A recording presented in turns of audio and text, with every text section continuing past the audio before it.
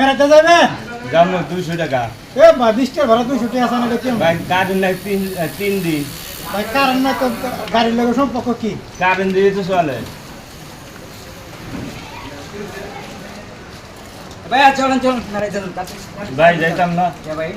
200 টাকা লাগবো আরে মিয়া 20 টাকা ভাড়া কি আর 200 টাকা